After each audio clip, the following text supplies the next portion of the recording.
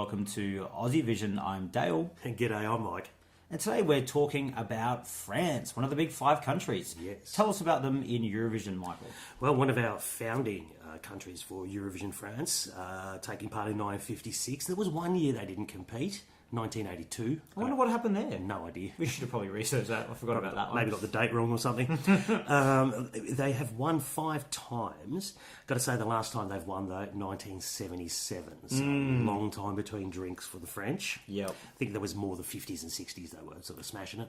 I reckon as the French language kind of started to die off, so did their Eurovision winning.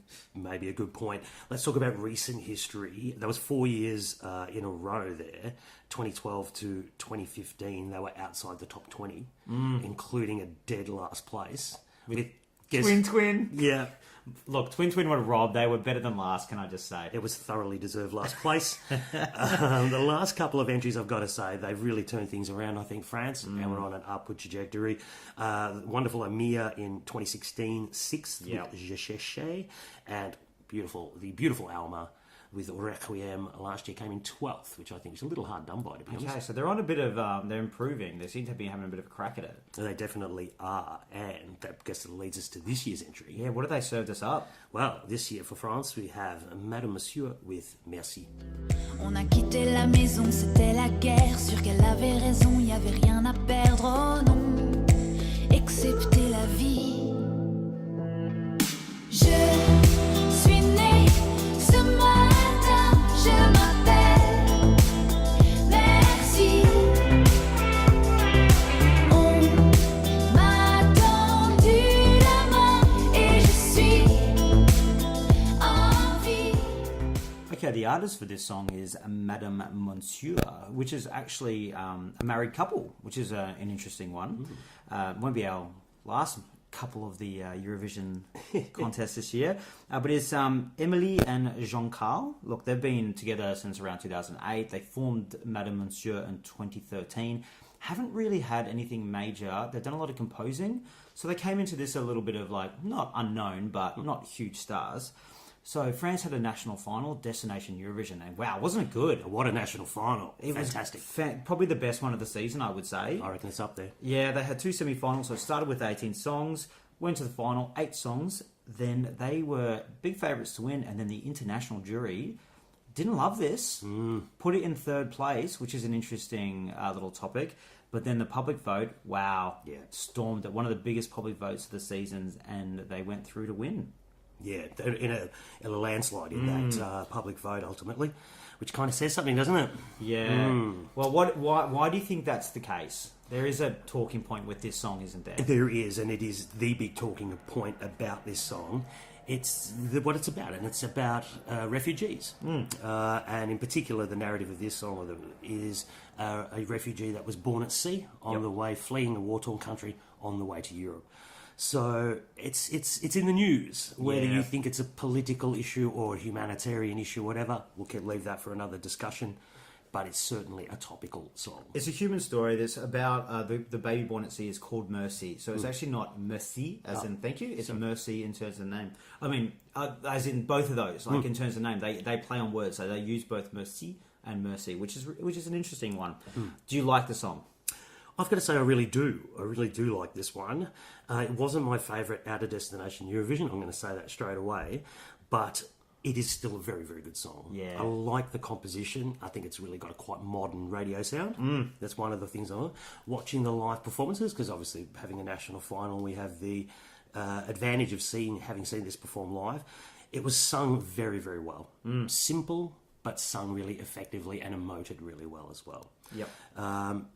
Other things I've got here, it is a really strong narrative, this song, and the message is very powerful and genuine. I think they really do care about refugees. They're not just using this issue as something to get themselves publicity or whatever.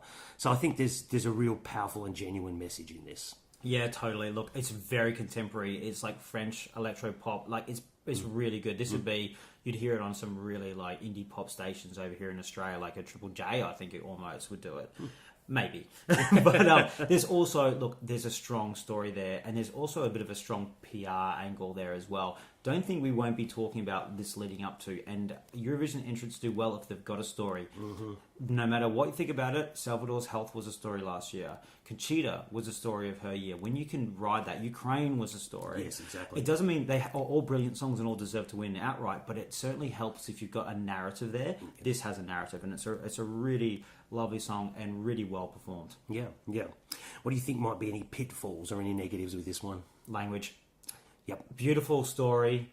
What if you don't know what this is about? Which was the case for me at the start. Yep, no idea. Like, this is it. So they have to rely on that message getting out through some PR. They're going to have to do it. And if they don't, I still think people go, oh, that's a really nice song. But then it doubles the impact when you know the story. If they can't get that across, can they stage it, Michael? Yeah, look, and I've got to say, getting that message across could be difficult. We saw Salvador last year with his refugees T-shirt. The EBU jumped on that and said we'll be having none of that. So they can't be overt in what they're trying to do here, I think, France. But they somehow still have to get that narrative across. Yeah, and it could be quite divisive. I mean, there's parts of Europe who will be kind of probably anti the story of it. That's what I've got written here. How will it play out? Will there be a degree of ill will? Having said that, though, the way they stormed the public vote in Destination Eurovision tells me that the positives will outweigh the negatives on this one. Agreed. Musically, if I had something to say, I think if you don't get the message and you don't speak French, it kind of plods a little. It's a bit one-paced. And that last minute where they just say mercy, mercy, mercy, mercy 1,000 times, it kind of lacks something. It could drag. Yeah. And one other thing I'm going to say here is France haven't had the greatest reputation for staging the last few years. No. I think they've probably let their entries down with the staging, They to be probably would have honest. done better with both of those ones. So, fingers crossed they get this right. Yeah, the thing is, look, in their semi-final, they were great. Wear those black skivvies. Yeah, that's right, those turtlenecks or whatever they call Yeah, them. that was great. And they do it in the video. They look brilliant. They look so French. Yeah, very and French. very electro-French. I love it. Do that. Keep it simple. Yeah. Maybe the project, but I mean, you can't have LEDs. I mean, you're going to bring your own thing and project faces on there. I don't know what you're going to do, but they've got to get that right. Yeah. If they stage it well, it'll do well regardless, but it could do super well with great staging. Exactly. But it is a concern. It is. Let's wrap and rank on this one. Okay, you go first. All right. I've got here, the first thing I've written here is real contender. I think this is possible winner, I'm going to say, Dale.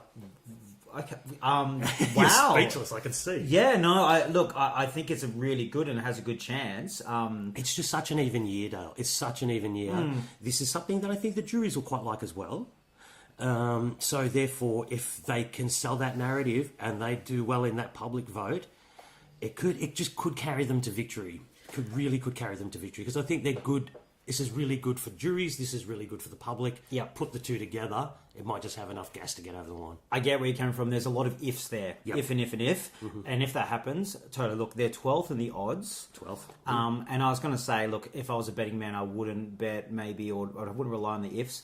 But I am a betting man. I've already put a bet on them, actually. Because their odds are actually quite long out for something that could potentially be a real cracker, but potentially also fall flat. Yeah, I don't know. It's worth the risk. I don't know if it's going to fall flat. I think it's got the storyline, it's got the narrative. That's going to sift it to the top of the pile when we get to Lisbon, as far as talking points go. So, Yep. I think there's some good elements here for France. Yeah, and I would say, like, for me, I've got it in 5th place. I really like it. It's a really strong song for me. Where did you actually rank it personally, though? I personally ranked it 7th. Okay. Out of the 43, but I still think this is a massive contender. Yep. I think this is a top 10 song. Beyond that, I don't really want to say because I kind of feel like they stage it right. It's top 5.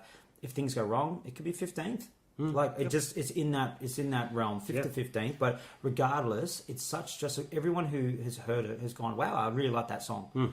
Exactly. So I think it'll do well, indeed. And so the Australian fans, Yeah, what did our jury say? well, they put it at 10th. 10th. Okay. So Yeah. everyone's pretty positive about that. Yeah, so you know what, 5th, 7th, 10th. We're all probably looking in the same area. As we said, the odds are a little bit lower on that one, and 12th. And interestingly, the My Eurovision Scoreboard, which is an app that does all fans ranks, this is in 2nd. Yeah. So I feel the odds are sleeping on this one. Yeah, I totally agree. And as we've seen in the past, you just have to rank highly in both the scores, and you can go very, very well. Wow, this will be a real interesting one and a big talking point. I'm really looking forward to this one. It certainly will be. Okay, well, that's it for now. That's it. Au revoir. Au revoir.